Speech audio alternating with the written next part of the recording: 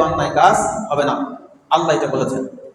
আল্লাহ বলছেন ওয়াকিমিস সালাতা লিদুলুকিশ শামসি ইলা গাসাকিল লাইলি ওয়া কুরআনাল ফাজর ইন্না কুরআনাল ফাজরি কানা মাশহুদা।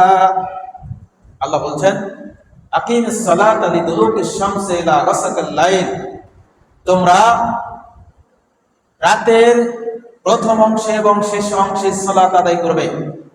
সকালে এবং সন্ধ্যায় যদি আমি ধরে, তাহলে ফজরের সালাত, মাগরিবের সালাত আল্লাহ বলছে আদায় করো। ইন্না কুরআনাল ফাজরি কানা মাশহুদা, এই সালাত আদায় করো। আল্লাহ রাব্বুল আলামিনের নাজিলকৃত কোরআন এইটা পাঠ করো, তোমার আত্মা পরিশুদ্ধ করবে, আত্মাকে ধুয়ে দিবে। কোরআন পাঠ করলে আত্মার খোরাক পূর্ণ হয়। কোরআন পাঠে অভ্যস্ত হলে, জিকির তাসবিহ তাহলিল করলে, যেভাবে চৈত্র মাসে জমিন শুকিয়ে যায়, গাছের গোড়ায় নতুন করে পানি দিতে হয়, সেই গাছগুলি আবার সতেজ হয়। তো ইমানদার পরহেজগার ব্যক্তিদের, তারা যখন আল্লাহ রাব্বুল আলামিনের কালাম, জিকির তাসবিহ তাহলিল পাঠ করবে, তখন সেই ব্যক্তির, সেই ইমানদার ব্যক্তির ঈমান